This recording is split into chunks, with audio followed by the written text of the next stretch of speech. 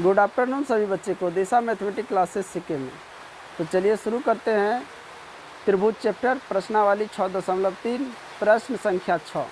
इससे पहले जितने भी प्रश्न हैं हम बना दिए हैं, आप जाके वहाँ से देख सकते हो। बेसिक क्लास से लेकर पार्ट जहाँ तक हम सवाल बनाए पार्ट, ये जो है प्रश्नावली 6.3 का क्वेश्चन नंबर 6, उससे पहले क्वेश्चन नंबर 5, यहाँ तक हमने पार्ट 1 पार्ट 2 करके सभी वीडियो को डाल दिए हैं त्रिभुज चैप्टर में, वहाँ से देख सकते हो।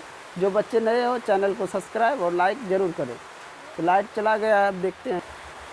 तो लाइट जो है अप डाउन कर रहा है, बारिश का मौसम भी है, तो आवाज़ को थोड़ा बढ़ा लीजिएगा। तो कभी कभी बीच में लाइट भी चला जाएगा, थोड़ा प्रॉब्लम होगा, तो उसको देख लीजिएगा। तो चलिए, ये फिगर है क्वेश्चन नंबर 6 का। क्वेश्चन पढ़ लेते हैं।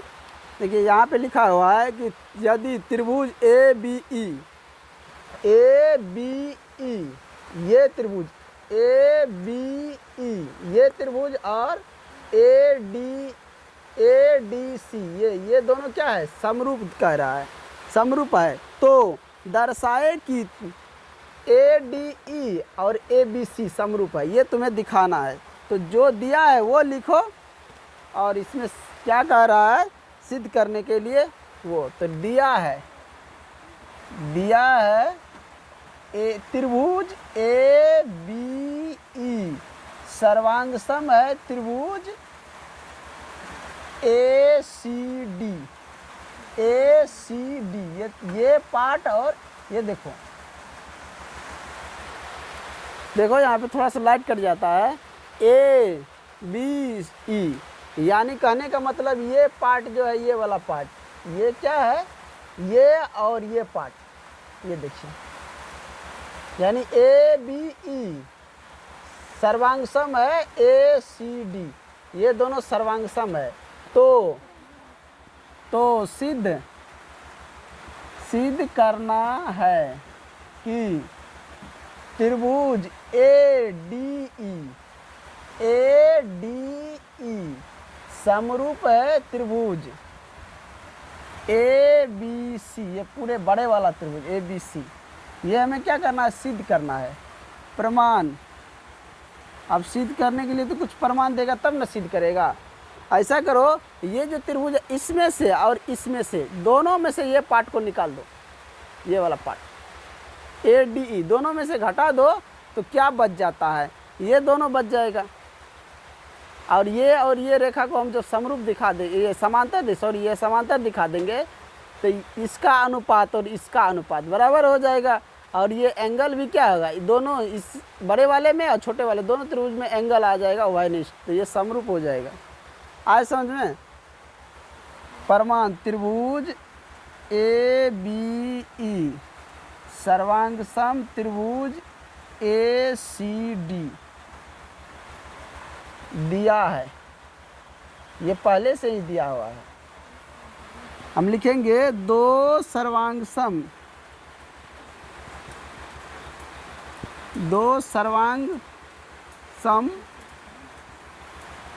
त्रिभुजों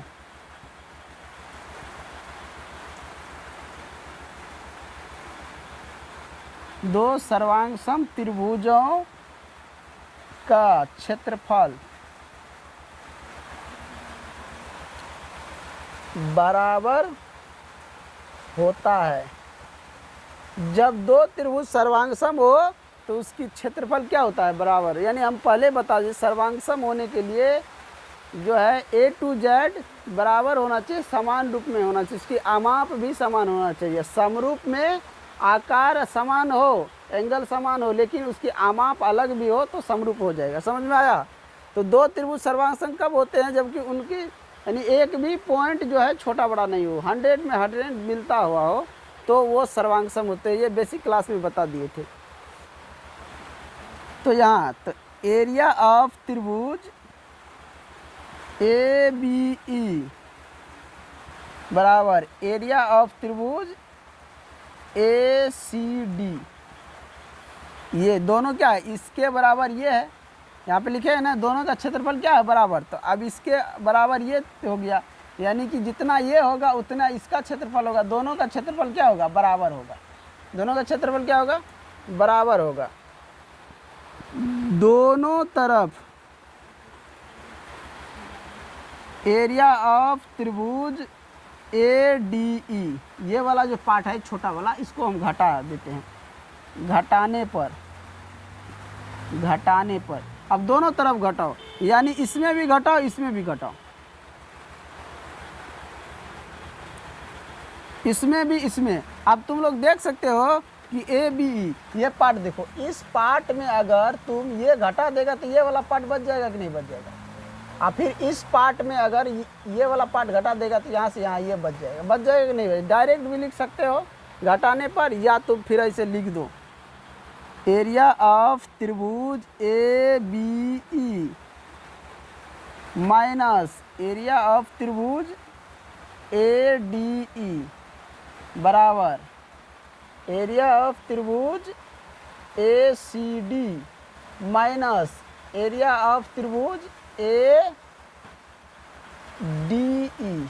दोनों तरफ घटाओ, देखो क्या बचता है, घटा के देखो क्या बचता है। घटाएगा, इधर जब घटाएगा तो ये बच जाएगा। ऐसे भी लिख सकता है डी बी ई या डी ई बी, समझ गया, ऐसे भी लिख सकता है। दोनों तरफ से किसी भी तरह से लिख सकता है। इसको डी बी ई लिख सकता है या डी ई बी लिख सकता है। इधर भी डी सी ई लिख सकता है या डी ई सी लिख सकता है, जैसे इच्छा वैसे लिख सकता है। समझ गया। तो यहाँ पे देखो, इसमें से इसको घटो, यहाँ फिगर देख के घटो तब समझ में आएगा। ये यहाँ से यहाँ देखो ए बी ई, इसमें अगर ये पार्ट घटा देते तो ये वाला पार्ट बच जाता डी ई बी। तो यहाँ लिखेंगे एरिया ऑफ त्रिभुज डी ई बी बराबर एरिया ऑफ त्रिभुज, इधर से फिर लो डी ई सी, ये बचा। समझ गया। अब तुम लोग जान सकते हो कि ये जो है, ये दोनों त्रिभुज किस आधार पर है, डी ई। इस आधार पर जो है, ये जो है डी ई जो आधार है, इसी पर ये त्रिभुज है डी ई बी और डी ई सी। दोनों त्रिभुज इसी आधार पर है। देखो ध्यान से कैसा त्रिभुज है, दोनों इसी आधार पर है। देख लो, यही आधार है डी सी, इसका भी डी सी डी ई। और इस त्रिभुज के लिए देखेगा तो ये भी त्रिभुज जो है ऐसे है, दिख रहा है कि नहीं दिख रहा है। ये भी है डी ई, दोनों का आधार दिख रहा है, इसका भी आधार इसका भी, दोनों का आधार क्या है, डी ई है। जब दो त्रिभुज के आधार डी ई हो तो वो त्रिभुज क्या होता है, एक ही समांतर रेखा के बीच होता है, एक ही समांतर रेखा के बीच होता है। तो उस अनुसार से डी ई समांतर बी सी हो गया, डी ई समांतर बी सी हो गया। वही बात हमें लिखना है। इसको मिटा दे, इसको मिटा देता हूँ, वहाँ पे लिख देता हूँ। यहाँ तक लिख लिया ना सभी। ये तो जो दिया था सवाल में वही लिखा हूँ यहाँ पे, तो इसको मैं मिटा देता हूँ। लिखो, एक ही आधार वाले दो त्रिभुज, एक ही आधार वाले दो त्रिभुजों, एक ही आधार वाले दो त्रिभुजों का क्षेत्रफल समान हो तो वे एक ही समांतर के बीच होंगे, एक ही समांतर के बीच। यानी इसका क्षेत्रफल दोनों का बराबर है, तो एक ही समांतर के, ये और ये समांतर के बीच में ये दोनों त्रिभुज हैं। तो यहाँ पे लिख सकते हैं डी ई समांतर बी सी। ऐसा समझ में, एक ही कह रहा है, एक ही आधार वाले दो त्रिभुज, इसका आधार ये डी ई जो है यहाँ पे दिखा रहा है, डी दोनों का आधार है डी, और वह दोनों का क्षेत्रफल भी बराबर है। पहले से यहाँ पे भी दिखा दे, दो त्रिभुज सर्वांग संग तब होता है जब उनका क्षेत्रफल क्या होता है, बराबर होता है। तो समान हो तो एक ही समांतर के बीच होंगे, यानी ये दोनों के समांतर के बीच में ये दोनों त्रिभुज है। अब जब ये दोनों समांतर है तो अब तुम दिखा सकते हैं कि भुजा, ये भुजा और ये भुजा जो है ए डी बट्टा में डी बी, इधर ए ई बट्टा में ई सी, ये दोनों एक ही अनुपात में है थेल्स प्रमेय से। और यहाँ पे एंगल ए जो है उभयनिष्ठ है, तो यहाँ पे ऐसे भी दिखा सकता है या दूसरे तरीका से भी दिखा सकता है, जैसे इच्छा वैसे भी दिखा सकता है। दो तरह से यहाँ पे समरूप दिखा सकते। इसको मिटा दे थोड़ा सा, दोनों तरीका से यहाँ पे तुम समरूप दिखा सकते, कोई दिक्कत नहीं है। ये सब लिख लिया था ना, लिखो त्रिभुज ए डी ई तथा त्रिभुज दिख रहा है ना रे, ए बी सी में एंगल ए डी ई बराबर एंगल ए बी सी।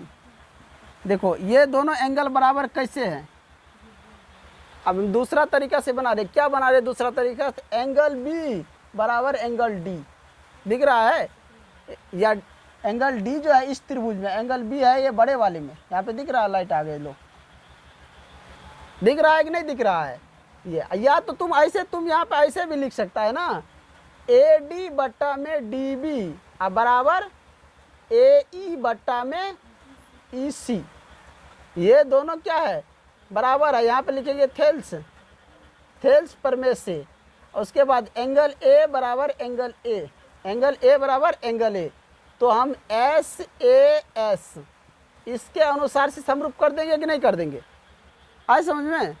अब यहाँ पे देखो ये एंगल और ये एंगल बराबर है, कैसे बराबर है, संगत कोण से, संगत कोण के युग्म से, संगत कोण के युग्म से ये बराबर है।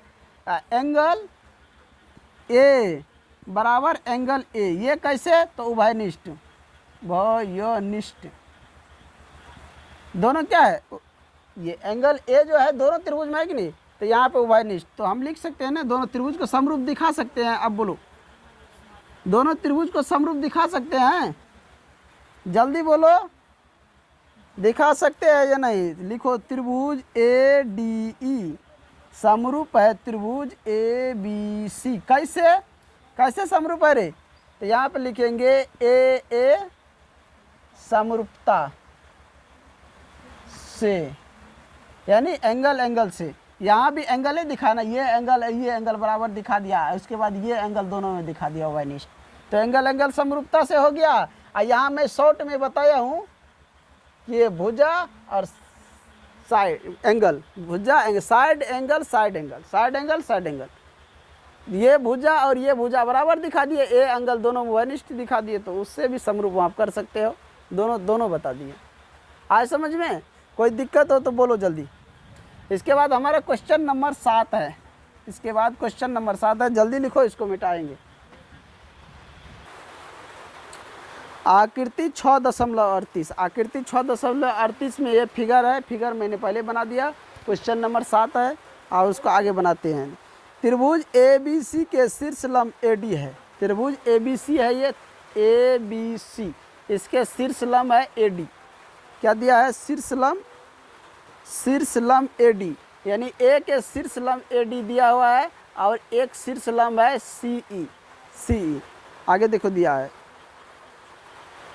सी ई परस्पर बिंदु पी पर प्रतिच्छेद करते हैं, दर्शाए कि पी सी ई कहाँ प्रतिच्छेद करता है, सी ई इस बिंदु पी पर प्रतिच्छेद कर रहा है, कहाँ प्रतिच्छेद कर रहा है, ई पर, आगे कह रहा है तो प्रतिच्छेद करते हैं, दर्शाए कि 4 गो नंबर दिया हुआ है कि त्रिभुज ए ई पी समरूप है त्रिभुज सी डी पी, दूसरा नंबर है त्रिभुज ए बी डी समरूप है त्रिभुज सी बी ई, तीसरा नंबर त्रिभुज ए ई पी समरूप है त्रिभुज ए डी बी, चौथा नंबर त्रिभुज डी पी डी सी समरूप है त्रिभुज बी ई सी। ये 4 गो ऑप्शन है, मैं यहाँ चारों ऑप्शन को लिख देता हूँ तब समरूप दिखाता हूँ। पहला नंबर में देखो क्या दिया है, त्रिभुज ए ई पी समरूप है त्रिभुज सी डी पी, दूसरा नंबर में कह रहा है त्रिभुज ए बी डी समरूप है त्रिभुज सी बी ई,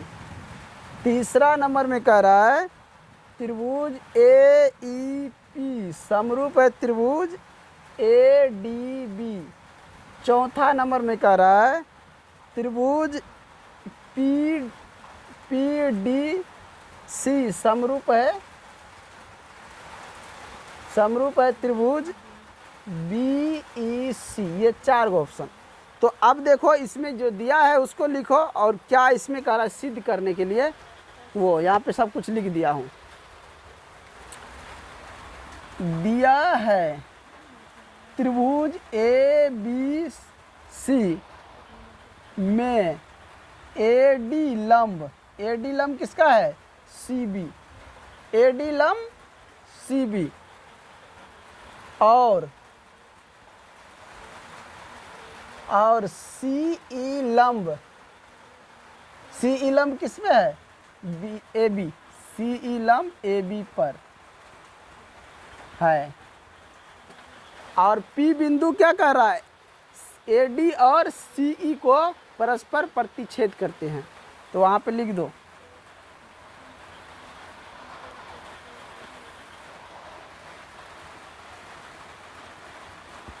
इस बिंदु को लिखो, ये जो है एडी और सीई पर परस्पर बिंदु क्या करता है? पी प्रतिच्छेद करता है। तो यहाँ पे लिखो शीर्ष लंब एडी और सीई, एडी और सीई परस्पर बिंदु पी पर प्रतिच्छेद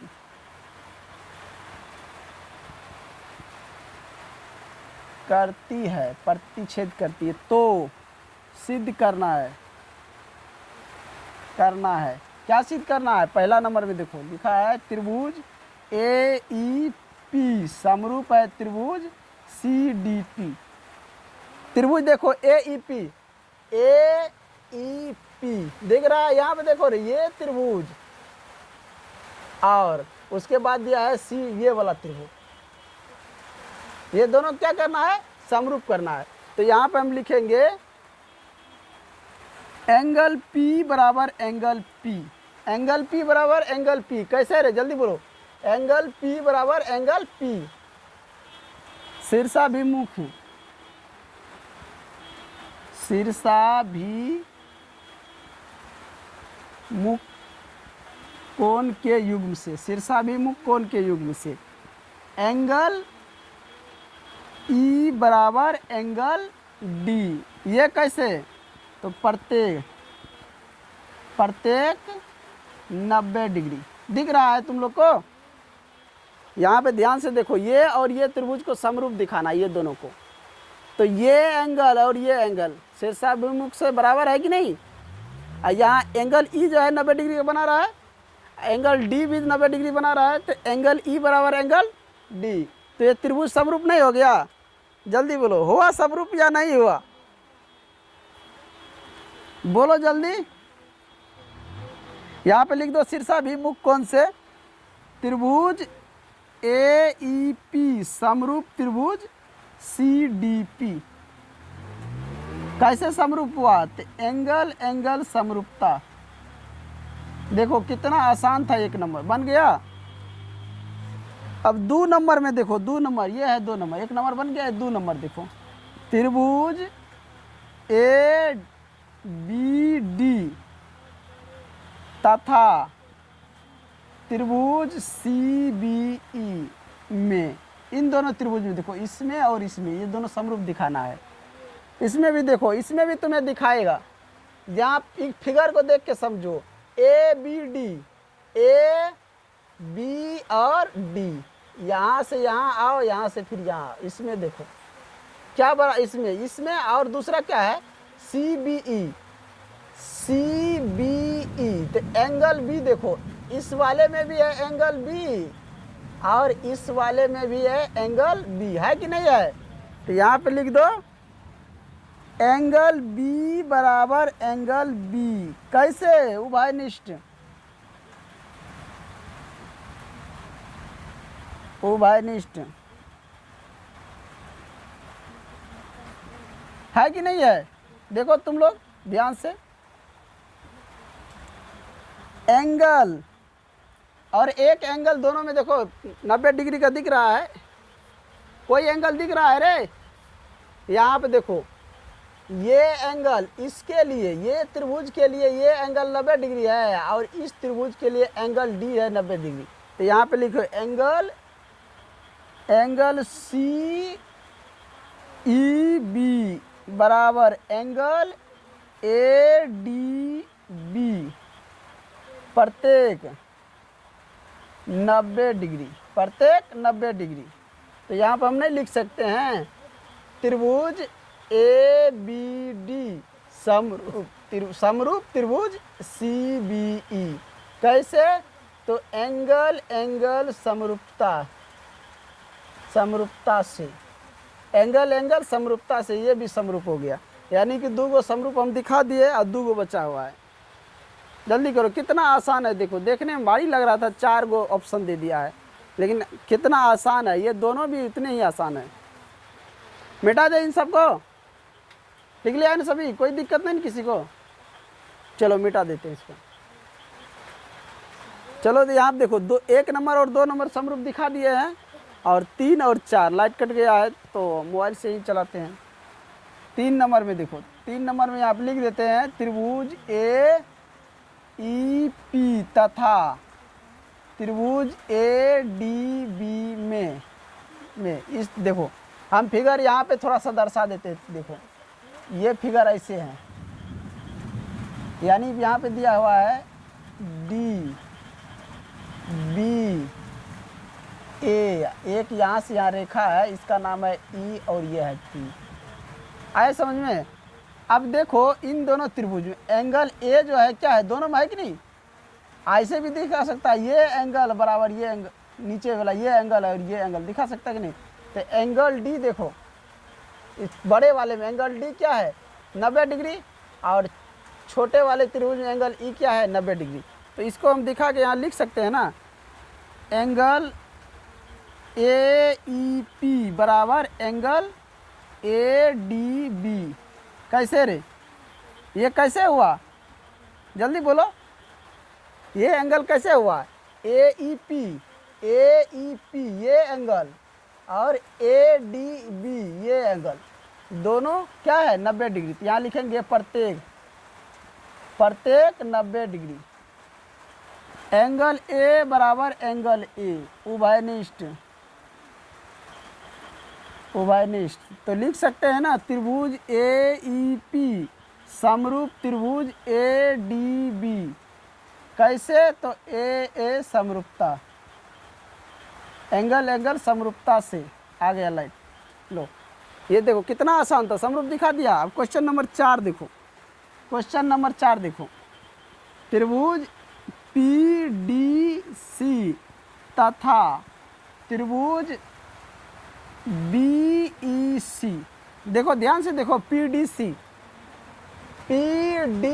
ये छोटा वाला त्रिभुज और ये बड़ा वाला त्रिभुज, इसमें भी वही है, ये एंगल 90 डिग्री, ये एंगल 90 डिग्री इसमें, और एंगल सी दोनों में उभयनिष्ठ है। तो वहीं इसमें दिखा देंगे एंगल सी ई बी बराबर एंगल सी डी पी। कैसे? तो प्रत्येक है 90, इसीलिए दोनों बराबर है। एंगल सी बराबर एंगल सी, ये कैसे? तो उभयनिष्ठ है कि नहीं है? यहाँ पे भी लिखेंगे त्रिभुज पी डी सी समरूप त्रिभुज बी ई सी। कैसे? तो एंगल समरूपता से। आए समझ में? तो देखो 4 गो ऑप्शन था, चारों आसान था। ये भी एंगल से समरूप हो गया कि नहीं? यानी कि ये त्रिभुज और ये बड़ा वाला त्रिभुज और ये छोटा वाला त्रिभुज, दोनों में एंगल सी जो है वहनिष्ठ है। और इस बड़े वाले त्रिभुज में देखा जाए तो ये एंगल जो है 90 डिग्री, और छोटे वाला में देखा जाए तो ये एंगल 90 डिग्री डी। आए समझ में? तो एंगल डी बराबर एंगल ई जो है 90 डिग्री है, और एंगल सी दोनों वहनिष्ठ है। इस अनुसार से दोनों त्रिभुज क्या समरूप हो गया। तो इन्हीं के साथ मैं इस वीडियो को एंड करता हूं। जो भी बच्चे नए हो चैनल को सब्सक्राइब और लाइक ज़रूर करें। ज़्यादा वीडियो लंबा कर देते हैं तो परेशानी हो जाता है सबको, तो इसीलिए यहीं पे एंड करता हूं। क्वेश्चन नंबर जो है ना, अगले वीडियो में हमारा क्वेश्चन नंबर 8 जो है वहाँ से शुरू होगा, ये ध्यान रखना। इन्हीं के साथ जय हिंद।